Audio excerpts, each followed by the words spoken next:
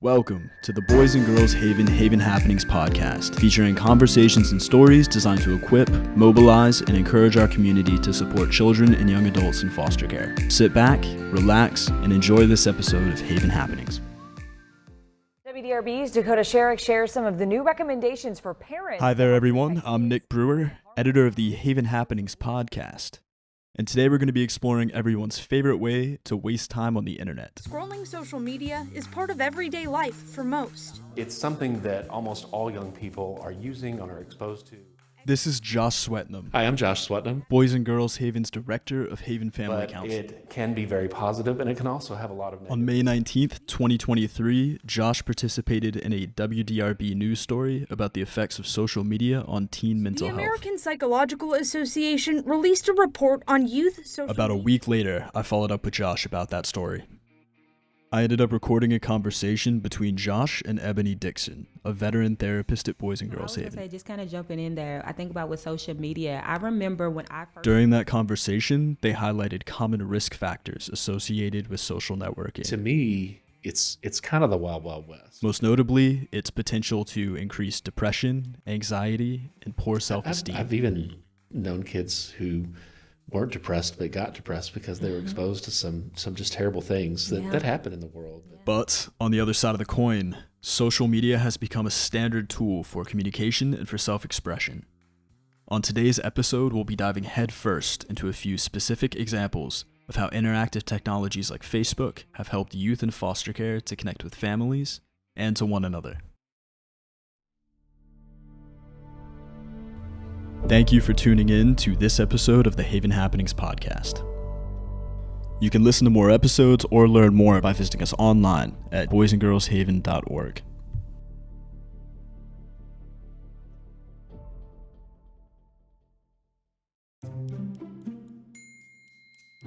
So, what do you want your alias to be?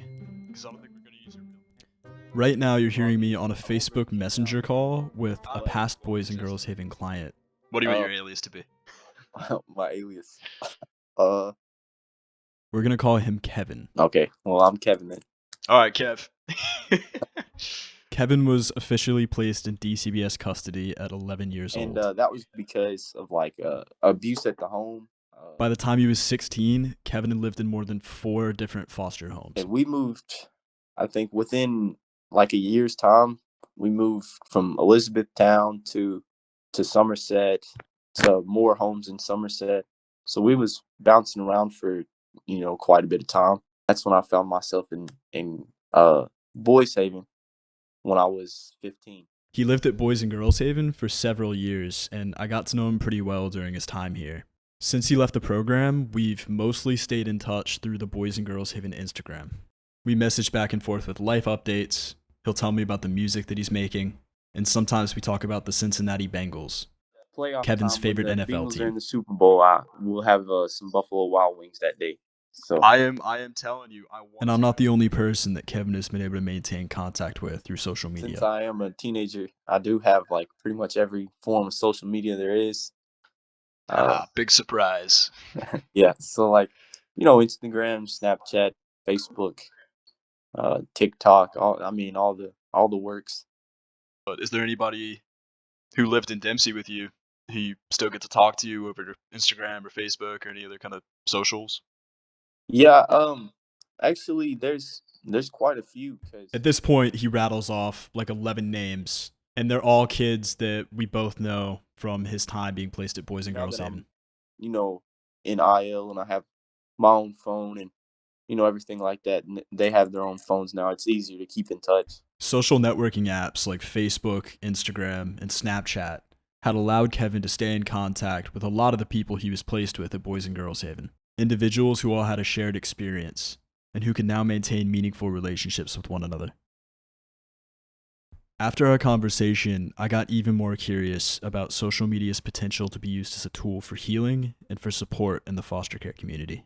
The first thing I did was what most people do when they research something new. I just Googled foster care and social media, and of course the first thing that came up was Facebook. And what I found was lots and lots of foster parent support groups. even Boys and Girls Haven has a page where foster parents can get together digitally to talk about stories and ask each other questions. But what I couldn't find, no matter how much digging I did, was any sort of digital gathering place for former and current foster youth. I actually sat on my couch, eating ramen noodles, scrolling through Facebook, just scouring the site, looking for anything that even remotely resembled a former foster youth or current foster youth support group. No luck. So I was kind of at a dead end. And then I think after maybe an hour of doing this, I came across a link. And that link was to Reddit. I haven't used Reddit a lot in my life. I have really only used it to find streams for sports games. So this was uncharted territory. Reddit is essentially a massive discussion forum that's made up of lots of smaller discussions about very niche topics. And each of these smaller communities is called a subreddit. It didn't take me very long to find a subreddit about foster care. And you're never going to guess what that subreddit was called. Foster it. Wait for it. We get a lot of flack about the name, right? Foster it. Essentially, I guess when Reddit first started, there were a lot of subs that started like that, like Read It and Foster It. And right away, I was stunned by the sheer amount of information that was available on this forum for current and former foster youth, foster parents, and child welfare professionals. It was a place where all members of the foster care community could come together and sit at one table. There were discussions about the law, finding siblings, what to expect after aging out, over-medication, how foster parents can make their kids most comfortable, religion and homosexuality in the system, abuse, and even nighttime phone use. There were also countless posts by current and former foster youth who just needed a place to vent and to be heard by people who get it. I'm really excited, especially about Foster It. This is Kate. Hi, I'm Kate. I was really interested in learning more about the subreddit from somebody who actually had experience using it day to day. I ended up finding a list of users who moderate the subreddit. And I reached out to 5 or 6 of them privately, asking if they'd be willing to sit down and tell me a little bit more. After about 2 or 3 days and no responses, I kind of figured that I wasn't going to hear back from anybody. Until... Did you grow up in foster care yourself? Yes, I actually went in when I was 14 months old, and I stayed in until I aged out of the system at 18. Kate responded. I'm glad I responded because I saw the thing and I was kind of like, oh, I don't really know if this is something I want to do, but I'm glad I did. Kate is a former foster kid. She spent her entire childhood in a foster home. The home that I grew up in, and I can say as far as my experience personally, I was lucky because I was only in the one home. She was super religious, like one of those, like even like deathly ill. We had to go to church on Sunday. So, Wow. You're sitting there listening to the pastor feeling like you just want to die because you're so bad. And when she turned 18, that was it. She was out on her own. Did you do any sort of independent living when you aged out, or did you kind of go straight off on your own? So when I turned 16, they make you do an independent living. It's kind of, they kind of hype it up to be something like, oh, you need to do this so you can graduate from foster care, which I guess is kind of trying to put a positive spin on a like really terrible. Yeah, sure. That, I didn't think about it at the time, but now I'm 37 now, and I kind of look back and I'm like, man, that was pretty messed up. Like, graduating from foster care, like it was some big honor that I was allowed to graduate because I completed these little tiny classes that really weren't very helpful. So, 19 years after leaving care, and Kate has earned her degree. My major in biology. Has a job working with animals. I run a boarding facility. It's just a place where people leave their horses. And she's still very involved in the foster care system. Not only is she a moderator on the Foster It Reddit page, she also volunteers as a court-appointed special advocate, or CASA. It's a volunteer position. CASA volunteers are community-based and are appointed by judges to serve in child abuse and neglect cases. I work with the family and the kid, and I can contact the social worker, and I write up court reports specifically for the judge. So when the judge calls the case, what it is like a synopsis of what's happening.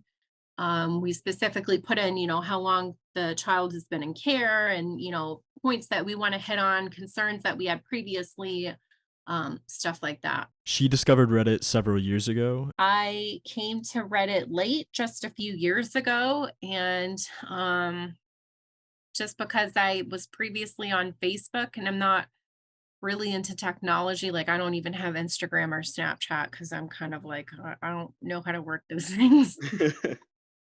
And I really liked Reddit just because I felt like it was more open. You can find everything. The first foster care page she found on Reddit was actually for foster parents specifically. I think the foster parent sub was the one that I signed on to first. And she says that as a former foster youth, her experience wasn't great. And actually no longer a member of that group because I get so irritated.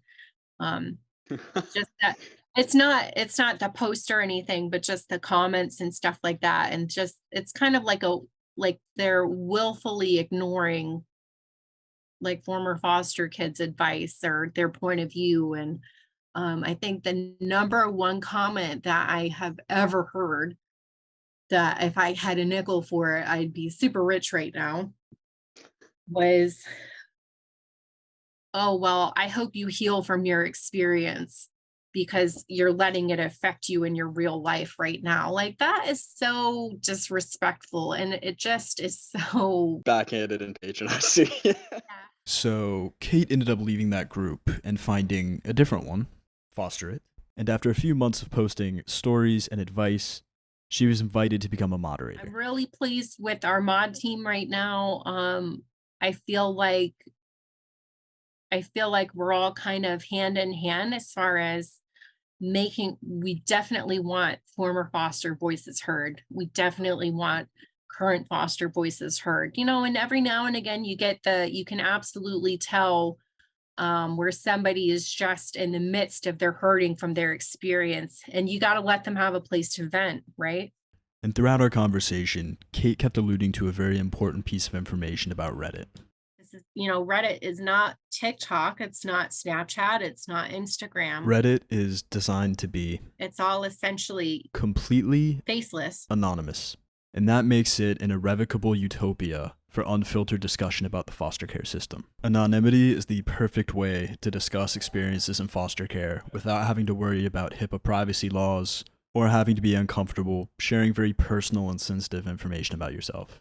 And on top of that, it ensures that conversations are centered around relevant topics instead of individuals, especially... And it's kind of creepy, right? Like Facebook, when you see foster parents... As Kate points out. Because, I don't know, I'm sure it's different in other states, but like here, like, you can't post your kids on social media. Individual foster parents who might just want to pat themselves on the back. And I think that's hard, right? For people, because it's kind of their way of getting congratulations, like, look what I'm doing, and look at these kids, and it's just kind of a way of congratulating themselves, right, on Facebook. But the invisibility provided by Reddit is also a double-edged sword, because it kind of emboldens people to kind of be rude. So, theoretically, moderating a subreddit could be a very taxing job for someone like Kate. So Foster It says currently has 13,261 members. Are you kind of like the subreddit chaperone? Like, you're going and making sure it's just a safe space for everybody and removing comments that maybe are not? Yeah. It just kind of like, we've definitely had some foster kids, like former foster kids, that don't want foster parents at all in the ex-foster sub, which I don't necessarily agree with. I understand why they're saying it, but I think that they it's okay if they ask questions too, but they're also not allowed to dump this huge hate train. And when we first initially had taken over the sub and stuff like that, it felt like, weeks on end where there would be arguments and stuff like that. And now I feel like I can just kind of supervise from a distance, and I don't really feel the need to step in or anything like that. But I think that us kind of speaking up consistently and saying, that's not okay. This is why it's not okay. Like, it's important to hear everybody's voices, and it's kind of empowered there's other foster parents that have become very, very good at saying, no, that's not acceptable. Why would you say that? And other former fosters too speak up, which is great. Right. So it's gone from individual policing to more of a community that polices Yeah, itself and yeah, keeps everybody else in line and being yeah, respectful.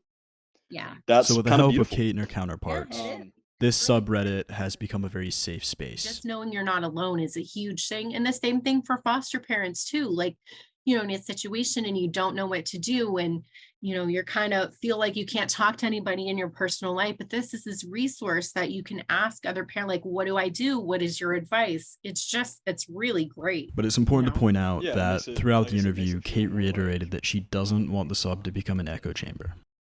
She acknowledged her belief that to be an effective tool for education, it's important to have multiple perspectives represented, and that difficult conversations are important for growth and reflection, but that they need to be respectful so that nobody feels invalidated or even gets re-traumatized. And when I asked Kate what she thinks is the most important part of this subreddit, she responded that its biggest benefit is Everything. It's everything. So, like I said, I'm 37 now, right? I remember when the internet started, right? So now you know how old I am.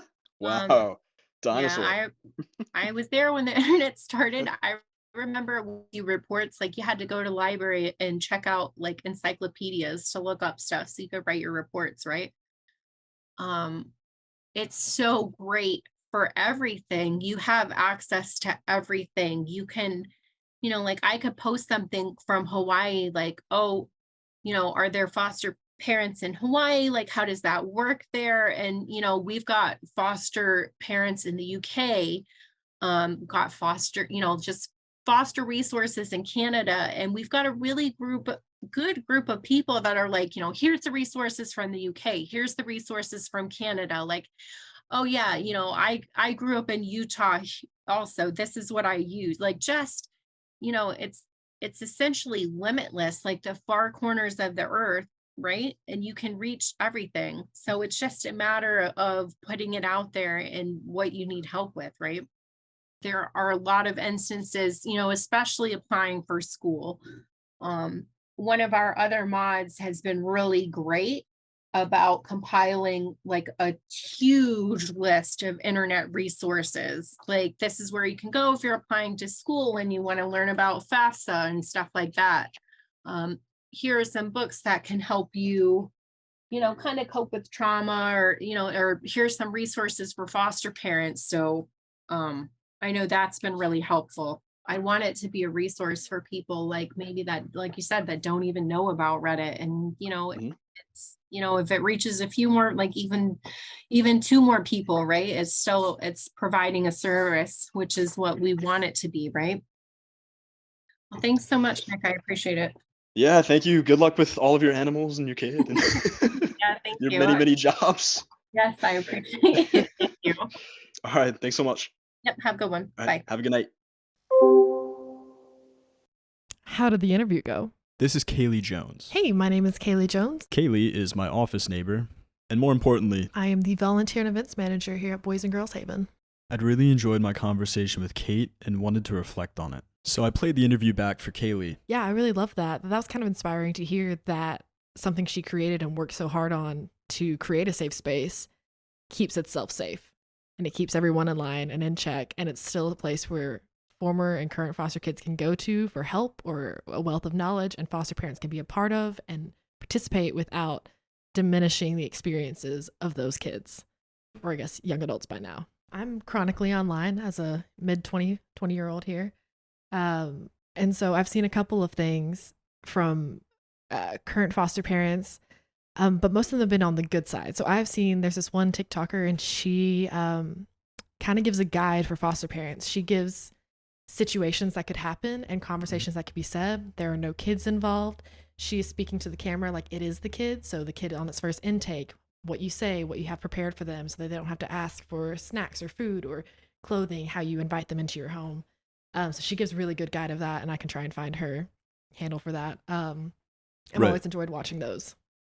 In our interview, I brought that up as an I example. think it was a mom kind of getting the house ready. She's like, this is what I do every time I have a kid who's about to come and live with me. She's like, I lay this out and I get this ready so they'll feel comfortable. And I think she agreed in part, but still felt like it was a little bit sticky. do you think in that case it's like more educational, or do you think it's still kind of like steering on the side of inappropriate? So that might be my own personal bias, and that's why I'm kind of leery about it, because like I said, it's good to have that resource, and I understand why in TikTok as the new social media now, right? Kind of, to me, it feels like you want people to look at you, but I think that's just my thing. I don't know. I don't think everybody is like that, but we've got stuff on Reddit, where, and I'm not saying like, oh, you have to go to Reddit. You can't look at anything anywhere else, where it just feels better because it is anonymous. It's not somebody like, oh, look at me and look at my home and look at all this great stuff that I did. Yeah. Kind of Well, I thing. mean, that's Absolutely. There's kind of that fine line to walk, honestly, with any sort of educational promotion online. Right. There's also the other side that a lot of Gen Zers are out there who are former current foster kids, videoing their experiences and speaking out against it and against things that are happening or for things. There's another one I've seen before where they give insight that's like, foster parents, this is what you think is okay, but as from our experiences, this is not. And they kind of give that hard truth, and kind of create that discourse. And so you see it in the comments of people like, no, this is fine. I'm the parents getting defensive again, right?